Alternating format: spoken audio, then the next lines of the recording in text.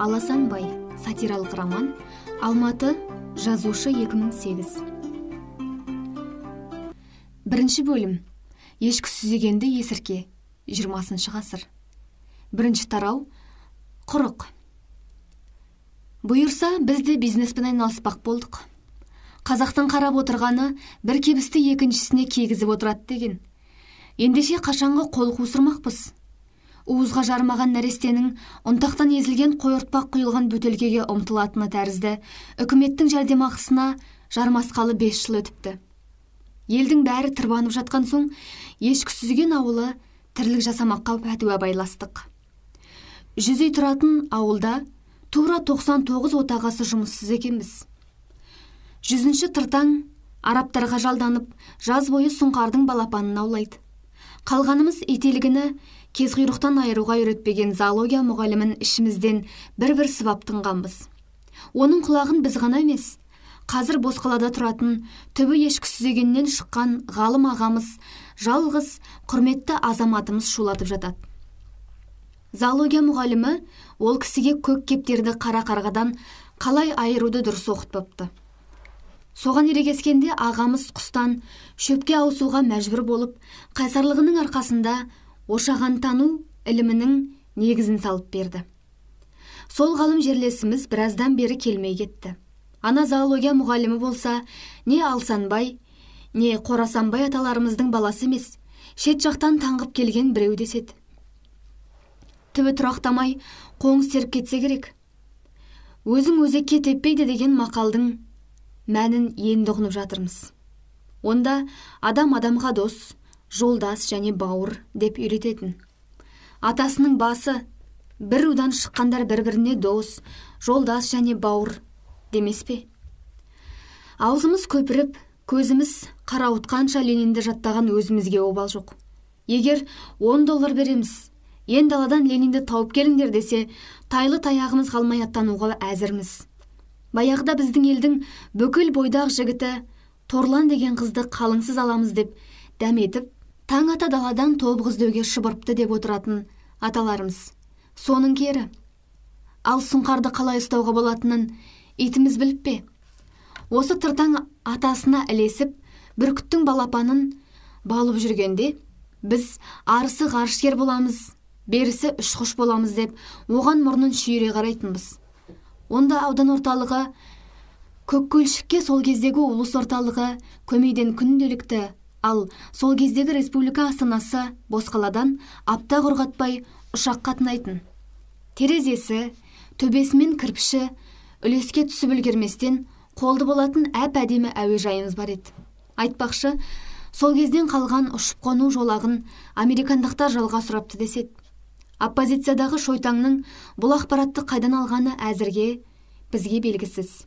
Ғарышкер, ұшқыш боламыз деп, аспандағын айтпай, коммерсант, саудагер боламыз десек, ендігі атжалмандай мұртымыз майланып жүрмес пе? Хош, енді тыртанға сұңқар аулайды үйретсеңші десек, лицензиясы $10,000 тұрады деп маңайына жолатпайды.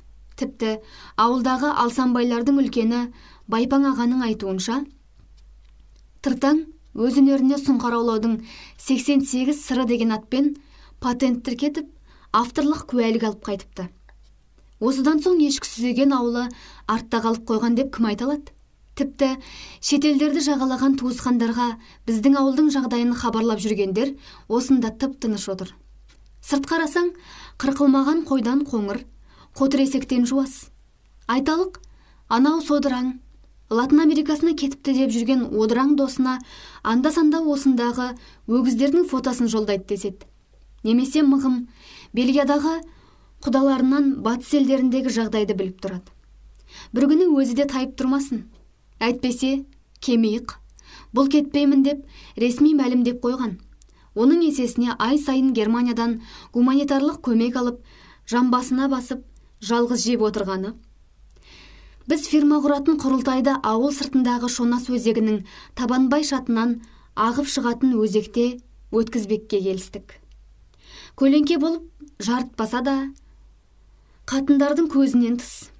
Заманында Табанбай батырдың бағлан жеп, дөнен қымыз ішетін мың қаралы жасағы жортып өткен өзекке қара суға қарап, жуаш айнаған жүз еркек деген не тәйірі?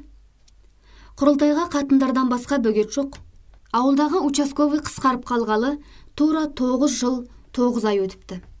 Алла жазса, енді 3 айдан соң еркіндіктің 10 жылын тойламақ ойымыз бар. 60 жыл арақ ішіп, оның 40 жылын таза мастықпен өткізген Алқашбай ағамыз сол тойға көк серкесін көкпарға берем деп отыр. Көріп отырсыздар, ешкісіздеген ауылы демеушіден құралақан емес. Оған дейін көкпар тартуды ережеге түсірмек ниетіміз бар. Естисіздер. Ат жаратып жүрген жігіттер жеткілікті. Көкпарда мертіккен, рекеттен таяқ жегенге қарағанда бізде құрметті саналады.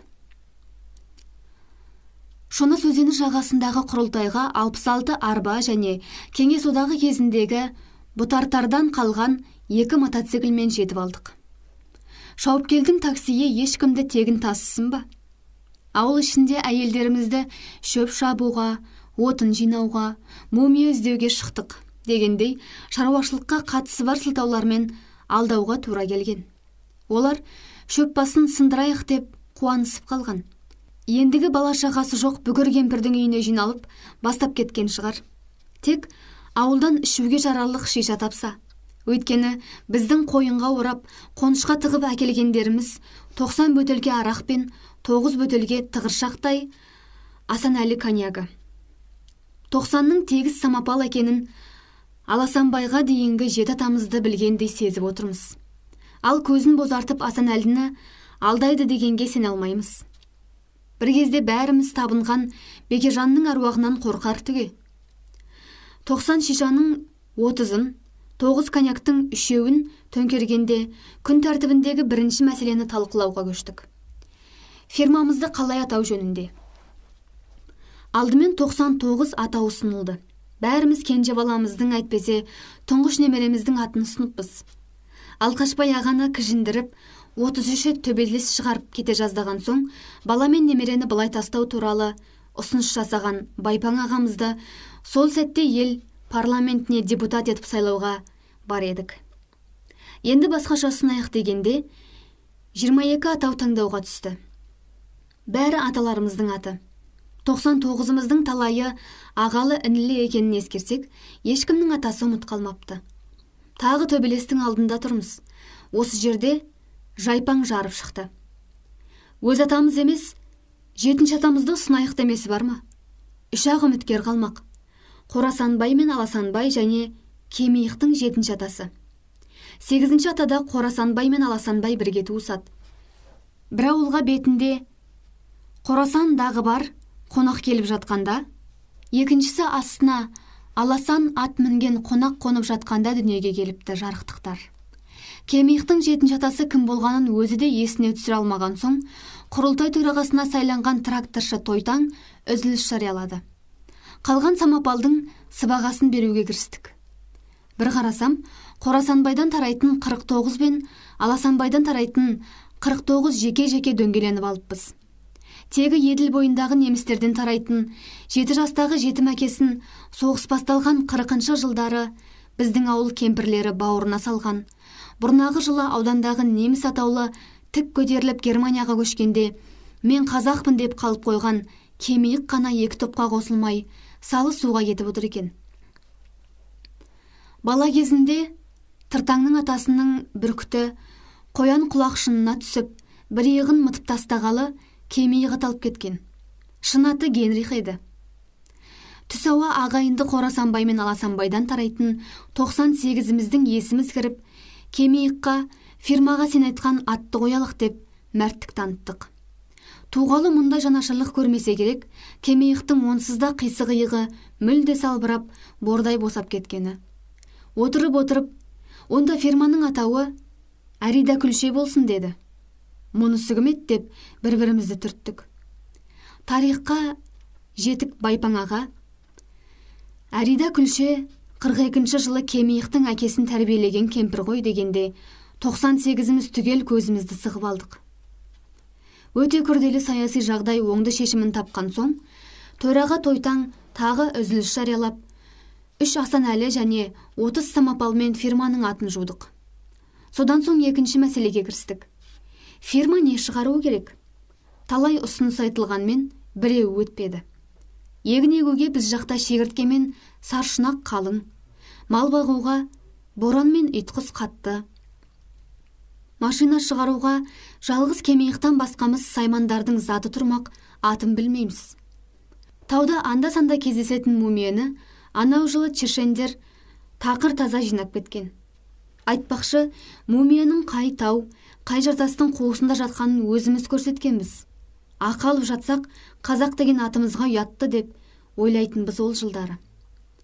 Нарық қысқанда ғой, есіміздің кіріп отырғаны.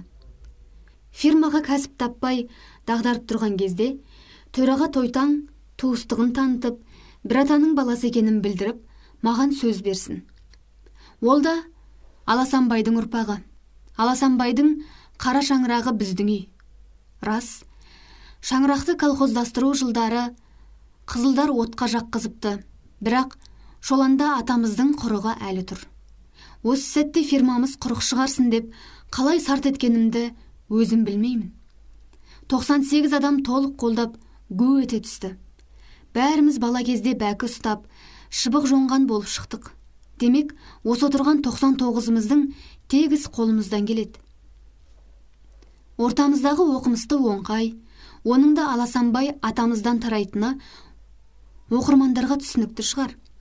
Қазақстанда кемі 10 мың жылқы қалғанын, Сауын телеарнасынан естігенін, демек, кемі 1000 құрыққа тапсырыс түсерін дәлелдеген соң, беделі мүлде көтеріліп кетті. Айтпақшы, біздің ешкі сүзегеннің айналасындағы 30 шақырым жерде жайқалған тал қалмағандықтан, құрыққа керек шикізатты қайдан іздеуді фирманың төрағасына тапсырдық. Оған 7 адам сайланған. Қорасанбайдан 3, Аласанбайдан 3 және кемиық. Көңіліміз жайланып, 66 арба мен 1 мотоциклге мінгесіп ауылға қайттық. Бензині біткен 1 мотоциклмен Алқашбай ағамыз бастап, мүлде мас болып қалған 7-8 жігітті қатындардан шу шықпас үшін жағаға жайғастырып кеттік. Басқаларды қайдам біздің үйдегі білегін түріп қарсы алды. Әй, әкелген отының қайда? Балаларға нан жабатын шөпшек таппай отырмын, қаран қалғыр дейсін. Онысы рас. Тегін газ тоқтағалы не заман? Көсем күні совхозының қой ешкісін бөліске салып, қораларын меншікке таратқалы қи ойып түсіруді қойғанбыз. Электр, телефон тарататын желінің сымдары Қытай асып, бүренесі пешке жағылып, баяғыда таусылды. Ауылдың 100 шақырым маңайында тіс шұқыр тал жоғы мана құрылтайда сөз болды. Білеміз, Аллаға шүкір, сауатымыз бар. Мен басымды ұстап отырып қалыппын. Көзімді ашсам, қатын шоланнан атамыздың құрығын шығарып, балталап жатыр. Не істеп жатырсың? Аласанбай атамыздың мұрасы емес пе дедім, есімді жиып. Төркініме алып кеткелі жатқан жоқпын. Ұрпақтарына нан пісіріп берсем, атамыздың аруағы риза шығар, деген дауыс жетті құлағыма. Екінші тарау. Ишмай. Ешкі сүзеген ауылына автобус атаулы төбе көрсетпегелі 9 жыл өткендіктен шығар, қатты сағынып қалыппыз. Тура әскерден әлі қашып келмеген немересін сағынған кемпірдей емірендік келіп. Әу баста бұл арнайы автобусқа тіркелген сұрыпталған 12 адам отыруы тиіс еді. Әжелеріміздің құртқа толған қабындай аузы мұрнынан шығып кетті. Әжелеріміздің дейтін жөнім, бұл заман әйелдерінің құрттың қапқа салынатыны тұрмақ, қалай жасаларынан хабары шамалы. Құрт толы қапты көре алмаған кейінгі ұрпаққа түсінікті теңеуіз десемші апырай. Таптым. Коммерсант әйелдердің Қытайдан теңдеп, шекарадан шығаратын қанарындай. Аудан орталығын жаулап алатындай, сапарымызды басқарып жүрген ауылдық округ хатшысы, атайтындарың болса, аянып қалмаңдар. Ауылымыздың атын Алатаудан асыратын күн туды деп, ешқайсымызды кеудемізден итермеді. Адамды не ғұрлым көп апарса, өзінің беделі соғұрлым арта түсетініне шүбәсі жоқ. Қазір сапаға кім қарап жатыр, тәйірі. Аянбай беретін ақшаны бара көрерміз. Тегін қызықтан құрғалып, бізді жын ұрып па? Бұрын жыл аралатып, төбе көрсетіп тұратын театрлардың Көккөлшік ауданына талайдан жолы түспеген соң, делебемізді қоздырып, думан аталу төбелестен шыққан қораздың құйрығындай селдіреп кеткен. Қораз демекші, кешікпей олардың тұмсығы байланатын заман туады десе, оған әлі сенбес едік. Енді бізге қатысы шамалы Мәскеуде Андропов марқұм болғалы жөнделмеген ойқы-шойқы жолмен өгіздей ыңыранған автобус ішінде аудан орталығы Көккөлшікке тартып келеміз. Көккөлшіктің төбесін көрмегелі не заман. Тіпті бір жылдары біздің көсем күні совхозы шөп науқаны кезінде көкпар тартқан үшін бюроға түсіп, бәріміз бираланатын болып, онда мен ешкі сүзегенді бөлімшенің есепшісі едім. Осы Көккөлшікке дейін қатын бала, туған туыспен сыңсу айтып қоштасып, зорға келген күндерді сағынатын болыппыз. Сыңсудың мәтінін Дәугүл апамнан сұрап алғанмын. Бертінге дейін Аласанбайдың қыздары сыңсу айтпай күйеуге тимейтін. Сөйткен Көккөлшікке енді аптасына бір бюроға шақырып тұрса да пейілді екенбіз. Қазір серке тартпақ түгіл, маймақтың атан түйесін көкпарға берсең де, әй дер ажа, қой дер қожа таппайсың. Бұл жолғы жиынның жөні бөлек. Көккөлшікке кіреберіс жолдың екі қапталына жекешелендіру үлгісінен әлде қалай аман қалған екі баған орнатып, Көккөлшік ауданы тұрғындарының алдымен денсаулығы, одан соң ақжаулығы, ақыр аяғында он саулығы сіздердің жомарттықтарыңызға тікелей қатысты деген ұран керіп қойыпты. Астына аудан әкімінің аты жөні жазылған.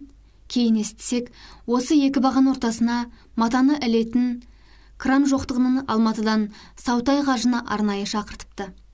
Одан басқа біздің елде екі ағаш арасына ұран керуге машықтанған ешкім табылмапты деседі. Екі баған арасына ұран керіп берудің ақысына қажының ойбай атты қозғалысына ауданнан екі мүше беретін болыпты. Ол, мына ұран неге ұлтаралық қатынастар тілінде жазылмаған?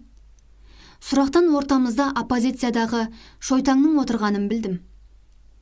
Өзі жоқтың көзі жоқ деген. Еркіндікке есіре бастаған екенсіңдер. Ол кісінің қарадан қарап отырып кіжінетін әдеті бала кезінен бар еді. Біздің оппозицияға сонысы қолайлы болды ма деймін. Қытайшасы қайда деп сұрады жалғыз көзді жыртаң. Не, иероглифтерді білетін бедің деп дүрсе қоя берген кемиыққа. Менің көзім бәрібір көрмейді ғой деп құтылды жыртаң. Осындай дабырамен аудан орталығына кірдік. Көккөлшік шіркін, үлкен орда ғой. Жалпайып жатысының өзі мешел еркектің қарнындай. Қираған шарбақ, құлаған тамнан көз сүрінеді. Қаншама ұран ілем десең, бос жер жетіп артылады. Бұл орайда біздің ешкі сүзеген аулы сорлап жатыр. Қираған, тіпті бос тұрған бір үй жоқ. Әлгі сауын телеарнасындағы жарнамаларда жарқ ете қалатын тістердей тізіліп тұр.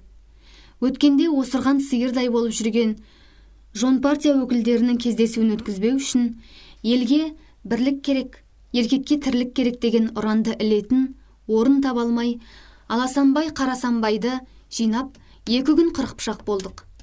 Қырсыққанда қымыран ерді дегендей, жон партияның ешкі сүзегендегі жалғыз мүшесі Кердең мен оған ымыралас оппозициядағы Шойтаң қар ермей қоймайды, коммунизм келмей қоймайды деген ұранды екі үйдің арасына тартты да тастады.